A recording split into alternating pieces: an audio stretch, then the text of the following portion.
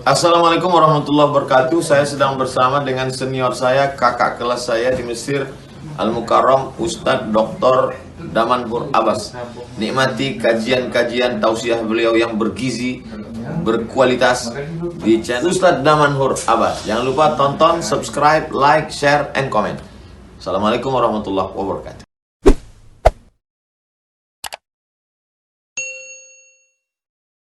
السلام عليكم ورحمة الله وبركاته. الحمد لله بنعمته تتم الصالحات وبفضله تتنزل البركات وبحقه تتحقق المقاصد والغايات. أشهد أن لا إله إلا الله له دعوة الحق حريص عليها وأوجب تبشيري بها. ولتكن منكم أمة يدعون إلى الخير ويأمرون بالمعروف وينهون عن المنكر وأولئك هم المفلحون. وأشهد أن محمدا عبده ورسوله بلغ الرسالة وأدى الأمانة ونصح الأمة وكشف الغمة حتى أتانا اليقين ليلها كنهارها لا يزيغ عنها إلا هالك. اللهم صل وسلم وبارك وأنعم على حبيبنا وشفيعنا وزخرنا ومولانا محمد وعلى أزواجه أمهات المؤمنين وذرياته وآل بيته وصحابه أجمعين.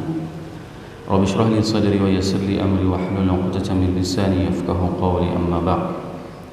Para asatiz yang saya muliakan, ayah bunda yang saya cintai, dan bapak ibu jemaah salat subuh yang dirahmati Allah, marilah senantiasa kita panjatkan puji dan syukur kita kepada Allah yang telah memberikan nikmat iman kepada kita sehingga kita dapat melaksanakan salat subuh berjamaah.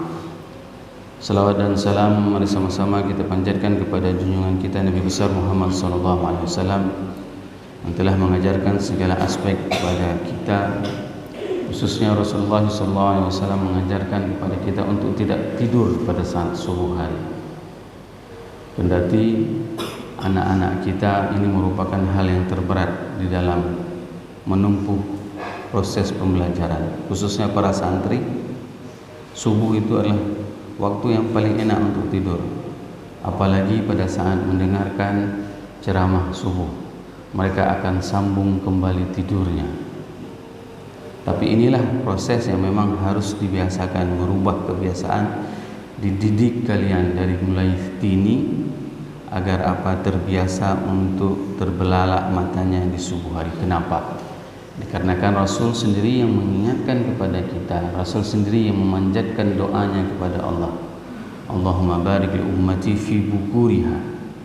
Ya Allah, berikanlah keberkahan kepada umatku di pagi hari. Nah, siapapun yang terbangun tidak tidur pada saat mendengarkan tausiah pagi, mereka akan mendapatkan keberkahan yang didoakan langsung oleh Rasulullah SAW. Maka usahakan sekantuk apapun, seberat apapun setan bergantungan di mata kalian, maka upayakan untuk bangun, tidak tidur agar mendapat keberkahan dari baginda Rasulullah SAW. Bapak Ibu jemaah salat subuh yang dirahmati Allah, kita akan membahas surat Al-Quran menurut tahun turunnya, di mana pada pertemuan malam Sabtu kita sudah membahas dan menjelaskan bahwasanya selama 13 tahun Rasulullah SAW di Makkah, jumlah orang yang masuk Islam itu, yang mendapatkan hidayah itu hanya 81 orang. Dan selama 13 tahun itulah Rasul memupuk pondasi umat Islam. Pondasi yang ditanamkan itu adalah pondasi akidah. Akidah itu adalah hal yang gaib. Ini yang dipupuk oleh Rasulullah SAW. Sehingga kalau seandainya kita mengkaji sepertiga Al-Quran itu pembahasannya adalah tentang karakter pribadi. Bagaimana karakter itu ditanamkan kepada umat Islam, sehingga kalau dalam bahasa Aceh urungnya han luhut wati tata, mereka tidak akan apa-apa lagi, mau dibacok, mau diapain, itu tetap kekeh terhadap keimanannya. Kenapa? Pondasi yang ditanamkan itu adalah pondasi akidah. keimanan tentang hal yang gaib. Pada saat kita cerita tentang akidah itu, intinya itu adalah hal yang gaib. Kenapa? Karena kita tidak pernah melihat langsung Allah, karena kita tidak pernah melihat langsung para rasul. Kitab-kitab terdahulu juga kita tidak pernah melihat, malaikat juga kita tidak pernah melihat. Maka akidah itu adalah hal yang gaib. Tidak pernah kita melihat surga, neraka, hari akhirat, tapi kita mempercayainya. Kenapa? Karena itu merupakan semuanya adalah perkataan dari Allah yang disampaikan melalui Rasulullah SAW. Di ayat pertama kita sudah menjelaskan bahwasanya di Gua Hira ini Rasul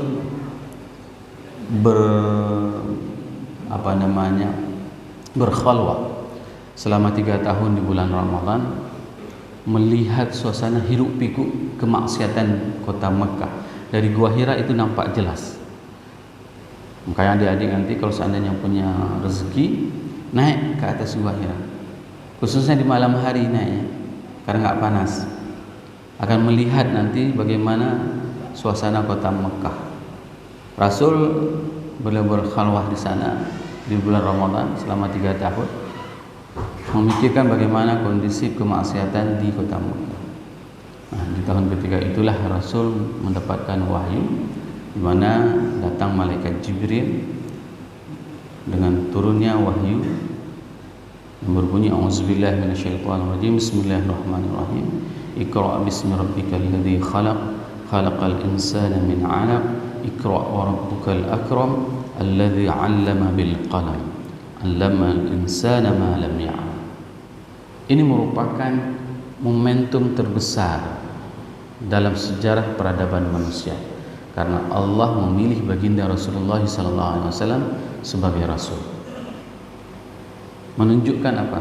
Kita kalau seandainya tidak dikirim Rasul, maka kita tidak tahu ngapain subuh ini.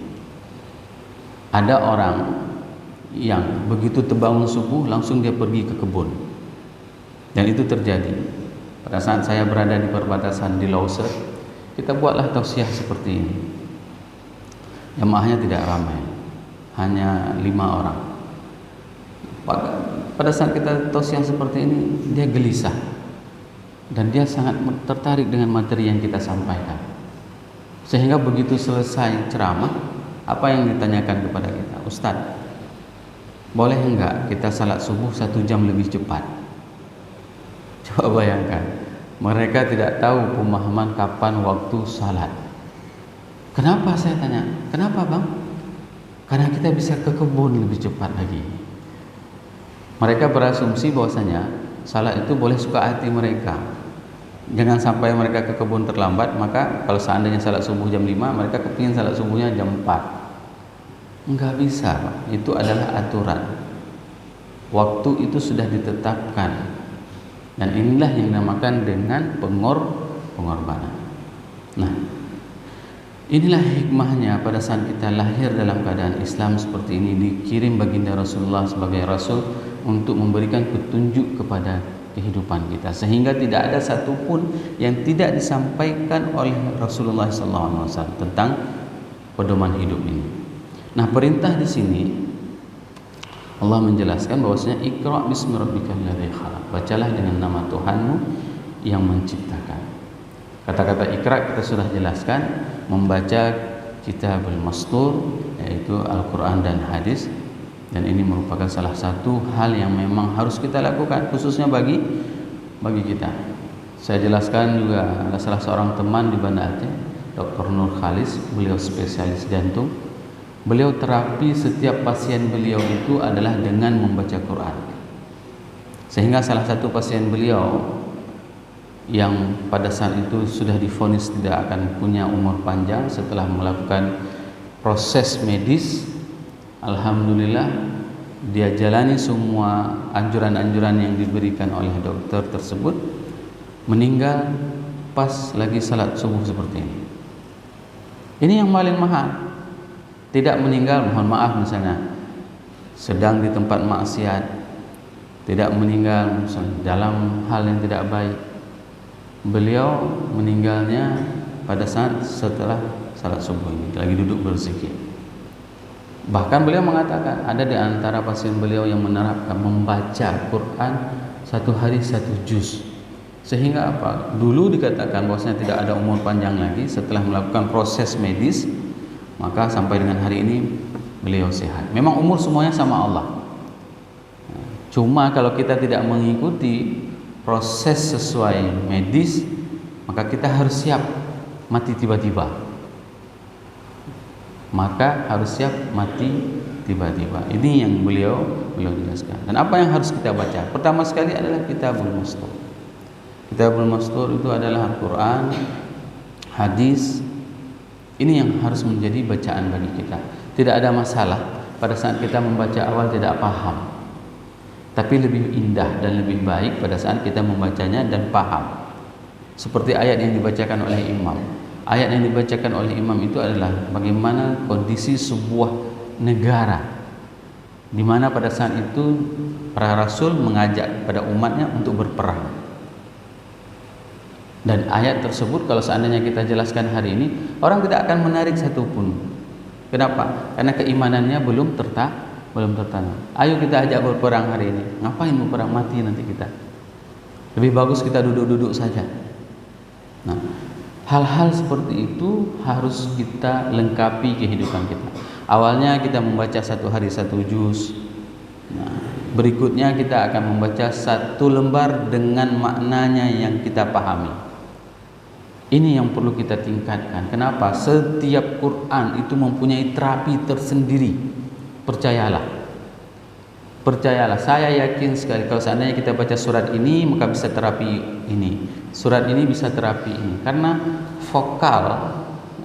vokal yang ada di dalam bahasa Arab dalam Quran itu sungguh komplit. Saya pernah belajar bahasa Prancis. Nah, bahasa Prancis O-nya itu ada 6 O, dan itu tidak ada apa-apanya jika dibandingkan dengan makharijul huruf di dalam bahasa Arab. Nah, pada saat seseorang membaca Al-Quran, maka dia akan terapi semuanya. Saya tidak tahu surat apa yang kita baca, sehingga dengan membaca surat tersebut kita bisa awet muda. Saya tidak tahu. Jadi jangan pernah menciptakan sesuatu yang baru. Jadi tugas kita ya baca. Lihatlah orang-orang yang bersentuhan dengan Quran, wajahnya berseri, wajahnya tidak kusam. Ini yang harus kita baca pertama sekali.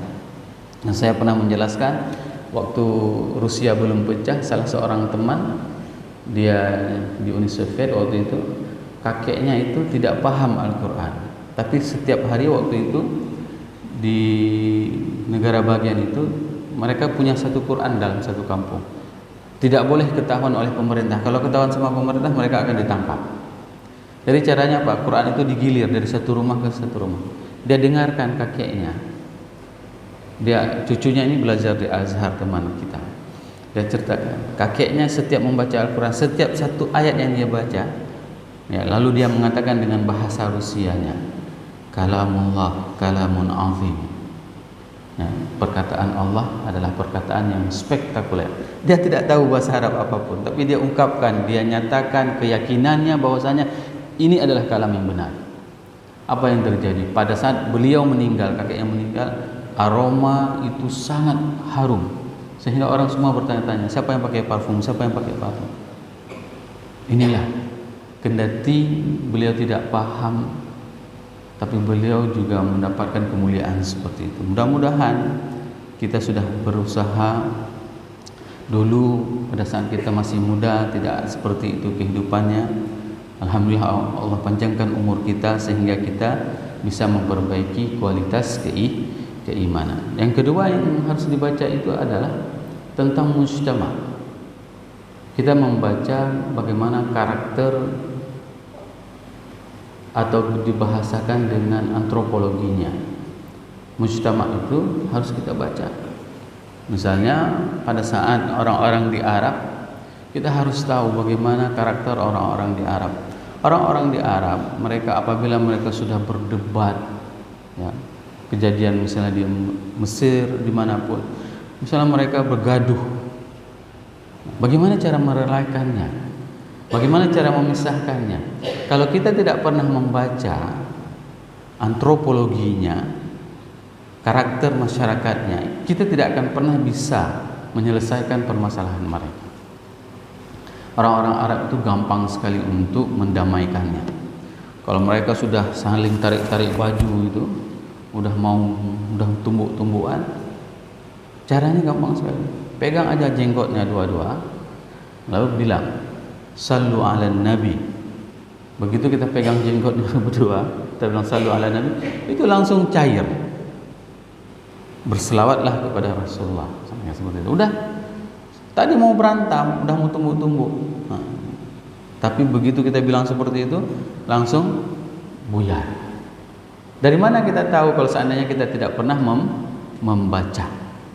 Ini perlunya membaca, dan perintah pertama sekali kita membaca itu diperintahkan oleh Allah. Sedangkan Rasul tidak bisa membaca, tapi disuruh untuk membaca. Sehingga pemahaman makna membaca itu adalah baca Quran, baca tentang keadaan masyarakat, dan yang ketiga adalah membaca tentang qiraatul qaul, membaca tentang tanda-tanda penciptaan jagat raya. Di jagat raya ini sungguh luar biasa penciptaannya dan sungguh rumit. Mungkin pada saat kita mempelajari tentang biologi, penciptaan manusia itu rumit sekali. Ternyata tidak seberapa rumit, tidak ada apa-apanya. Asyaddu khalqan amis sama'u banaha. Bahwasanya penciptaan jagat raya ini jauh lebih rumit. Kenapa? Dikarenakan di dalam planet kita yang terdiri dari 8 planet dan 14 bulan, ya, karena bumi punya 1 bulan, Jupiter punya 4 bulannya, ya, dan semua mereka itu bergerak di porosnya. Berapa jumlahnya? Dari 9 planet itu yang mempunyai jarak tempuh untuk bisa kita sampai dari titik 0 ke akhirnya itu adalah 100.000 tahun cahaya. Kecepatan cahaya 150 juta kilometer 8 menit. Berarti 1 detik cahaya 300.000 kilometer kecepatan. Kalaulah seandainya kita disuruh jalan mulai dari matahari sampai dengan planet terakhir, itu mungkin perlu 100.000 generasi baru sampai ke planet terakhir. Itu baru satu, dan satu itu menjadi satu gumpalan yang kecil yang dinamakan dengan star, bintang. Ada berapa jumlah bintang? 300 miliar bintang. 300 miliar bintang, yang jumlah satu bintang itu 100.000 tahun cahaya, itu akan menjadi satu titik kecil lagi. Itulah yang dinamakan dengan galaksi. Galaksi itu ada berapa? Tempat kita tinggal ini namanya galaksi Bima Sakti. Ada berapa jumlah galaksi? Potret dari teleskop Hubble menjelaskan bahwasanya jumlah galaksi itu lebih dari 350 miliar galaksi. Dan satu galaksi dengan galaksi yang lain jarak tempuhnya itu adalah 2,5 juta tahun cahaya. Itu jarak tempuh antara satu galaksi dengan galaksi yang lain. Jumlahnya 350 miliar. Bayangkan bagaimana dahsyatnya ciptaan jagat raya Allah ini. Dan itu tidak akan pernah kita tahu kalau seandainya kita tidak pernah membacanya. Membacanya dari mana? Dari petunjuk yang diberikan dari Al-Quran dan hadis. Al-Quran sendiri mengatakan bahwasanya walaqad zayyana as-samaa'a ad-dunya bimasabiha wa ja'alnaha wujuman lisyayatin. Kami hiasi langit dunia itu dengan bintang-bintang. Pelajarilah, membacalah. Maka saya katakan tadi pada saat kami di S1, alhamdulillah di Al-Azhar, saya itu membaca 8 jam satu hari. Sehingga begitu pulang ke Indonesia, ke Aceh, kalau misalnya mengajar agama itu tidak usah lagi harus melihat buku, karena semua sudah ada dalam otak, sudah terisi, sudah sudah diinstal semuanya. Kenapa membacanya memang harus seperti itu? Mulai dari pagi keluar dari apartemen, pergi ke masjid, duduk belajar mengaji sampai dengan jam 12. Jam 12 nanti sembahyang, sampai dengan pukul 5 sore. Itu dalam keadaan membaca. Membacanya ada dengan membaca sendiri, membaca dengan guru pengajian, dengan halqah pengajian. Ini yang harus dilakukan. Kenapa? Karena inilah masa bagi kita untuk menempa, menginstal segala ilmu yang memang itu diperlukan. Nah, membaca ini Allah perintahkan bismi rabbik. Bacalah dengan nama Tuhanmu. Jangan kalian membaca atas nama pekerjaan, atas nama untuk mendapatkan gaji, atas nama untuk mendapatkan kehormatan, atas nama untuk mendapatkan kemuliaan. Jangan pernah. Akan tetapi membacalah dengan nama Tuhanmu. Hadirkan ini adalah untuk kepentingan Allah. Kenapa kita harus belajar? Kenapa kita harus membaca? Supaya kita bisa menyampaikan informasi ini kepada orang lain. Agar apa? Agar ada orang yang bertambah keimanannya kepada Allah dan kepada Rasul dengan bacaan kita. Dan literasi membaca Indonesia itu paling rendah. Ya. Boleh nanti dilihat. 1 tahun belum tentu orang Indonesia bisa menamatkan 1 buku.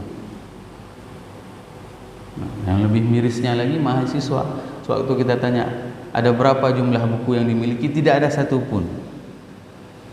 Tapi handphonenya iPhone. Kalau buku tidak ada. Maka kami mengumpulkan uang setiap bulan, itu menyisihkan uang bulanan kami hanya untuk menunggu ma'rad. Ma'rad itu pameran. Pameran buku terbesar di Mesir itu biasanya kita tunggu-tunggu. Untuk apa? Untuk kita membeli kitab-kitab semuanya. Kitab-kitab yang lama, kitab-kitab baru. Bahkan ada salah seorang senior, waktu itu beliau tidak punya uang, maka diajarkan kepada kami. Pergi ke pameran buku, karena nggak sanggup beli buku itu, duduk di stand itu, baca bukunya sampai dengan habis. Kadang-kadang 3 hari baru selesai satu buku. Berdiri di stand itu, minta izin, boleh saya baca buku ini? Boleh. Berdiri kita sambil membaca buku. Itu hebatnya Mesir, diberikan kita. Kalau di Indonesia buku itu kalau udah disampul nggak boleh buka. Nah, disampul nggak boleh buka. Padahal banyak informasi yang bisa kita dapat. Kenapa kita membaca? Karena Allah. Maka di sini diingatkan ismi rabbik alladzi khalaq, yang telah menciptakan. Khalaq ini menciptakan sesuatu min adam, dari tidak ada. Kita sama sekali dulu tidak ada, maka diciptakan oleh Allah menjadi ada. Alam semesta sama sekali tidak ada, maka diciptakan oleh Allah dari tidak ada menjadi ada. Khalaqal insana min 'alaq, menciptakan manusia dari segumpal darah. Pertanyaannya, proses penciptaan manusia itu kan banyak. Sedangkan di dalam beberapa ayat yang lain Allah menjelaskan mimma indafiq. Allah menciptakan manusia dari air yang muncrat.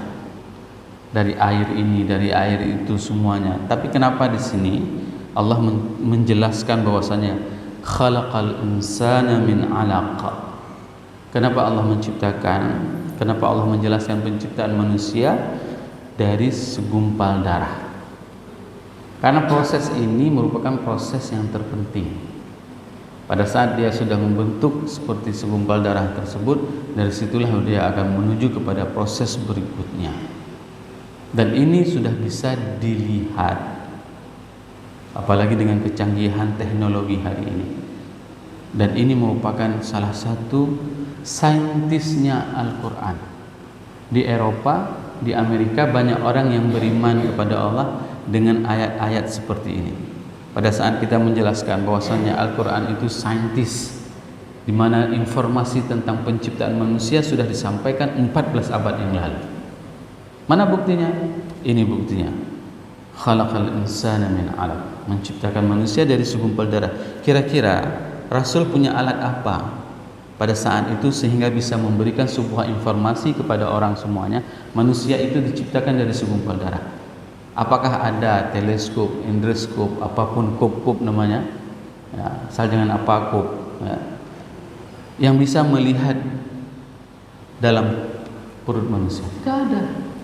Dari mana informasinya? Kalau bukan itu diinformasikan oleh Sang Pencipta yang menciptakan jagat raya ini. Maka banyak orang-orang di Eropa pada saat kita menjelaskan bahwasanya Al-Quran itu saintis dan apa yang disampaikan oleh Muhammad itu adalah benar, bukan perkataannya, ini buktinya. Dari mana informasi Rasul? Sehingga Rasul mengetahui bahwasanya manusia itu diciptakan dari proses segumpal. Kalau bukan diinformasikan oleh Tuhan Sang Pencipta. Bapak Ibu jemaah yang dirahmati Allah, Iqra wa rabbukal akram, bacalah dan Tuhanmu yang maha mulia. Perintah membaca ini agar apa? Agar kita mulia. Jangan dungu. Ya, jangan dungu, bek tunggang.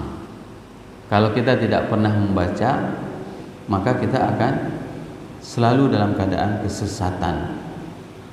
Maka penting sekali membaca tersebut.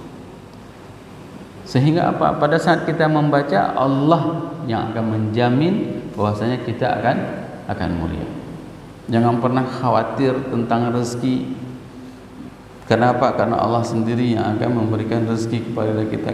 Allah yang akan mengantarkan rezeki itu kepada kita.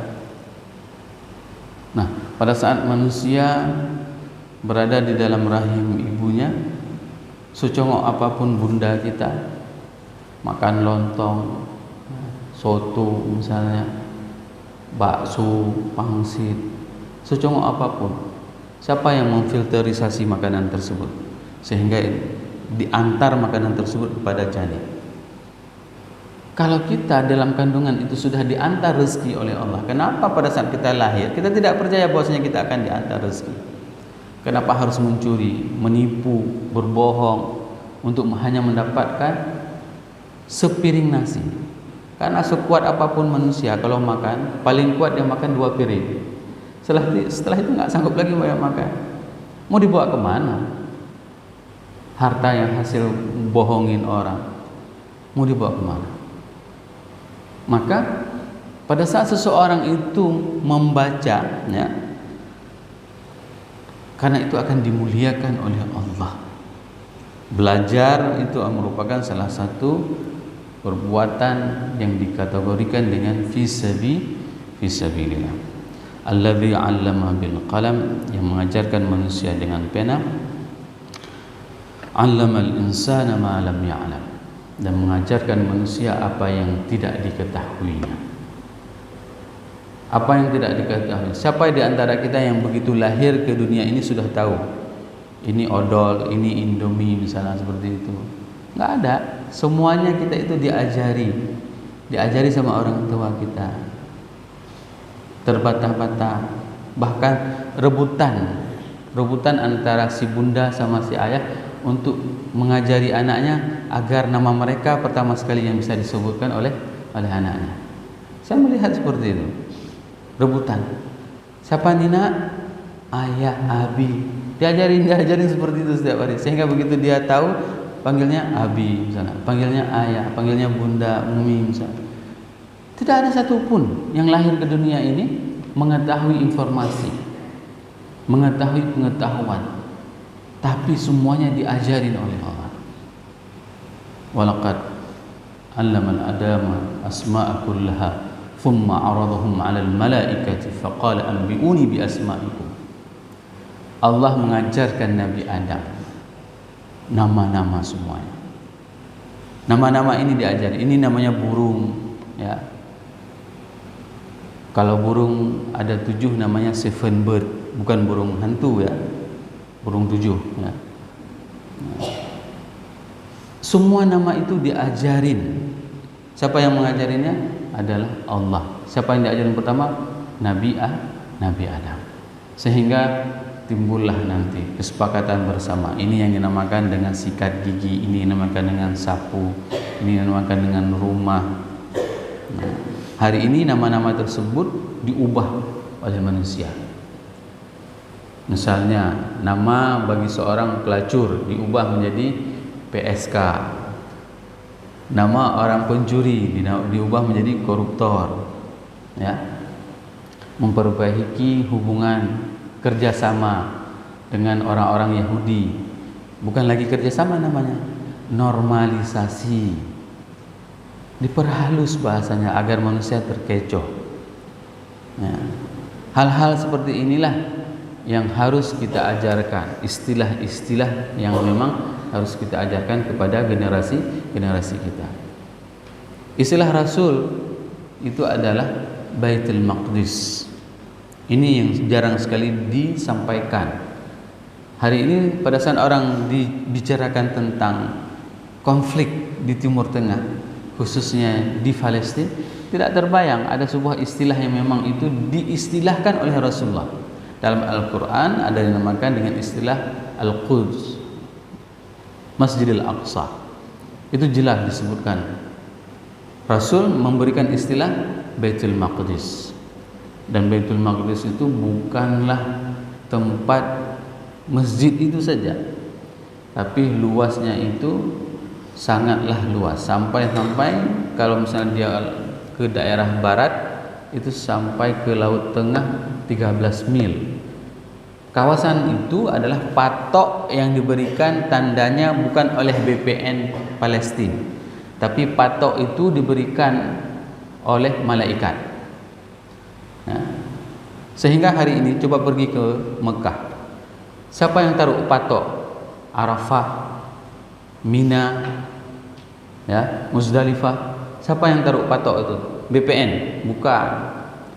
Kalau BPN yang taruh patok itu sudah digeser sama pemerintah Arab Saudi. Saya pernah tanyakan, kenapa nggak diperluas aja patok itu? Nggak bisa, karena yang buat patok itu adalah malaikat.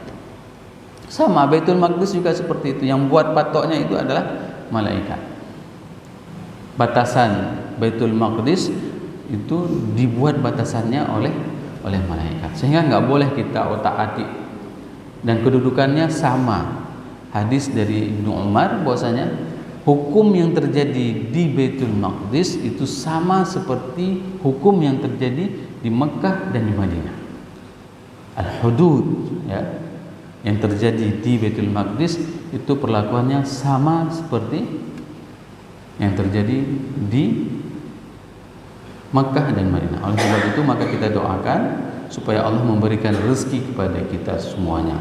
Agar apa? Agar kita bisa salat di Masjidil Aqsa harrun aziz, dalam keadaan bebas. Hari ini kalau kita masuk ke Masjidil Aqsa, kita diperiksa sampai dengan 14 kali pos pemeriksaan. Tidak ada harrun aziz. Sehingga ada ustaz yang mengatakan, bagaimana bisa sampai bantuan? Pemeriksaannya aja begitu ketat. Berarti ustaz tersebut tidak tahu bagaimana kondisi geografi, tidak membaca tentang Baitul Maqdis dan Gaza. Semoga 5 ayat ini bermanfaat bagi kita untuk menanamkan di dalam diri kita tentang karakter apa yang harus kita lakukan, sehingga bisa bertambah keimanan kita kepada Allah dan kepada Rasulullah SAW. Subhanakallahumma bihamdik, asyhadu an la ilaha illa anta, astaghfiruka wa atubu ilaik. Assalamualaikum warahmatullahi wabarakatuh.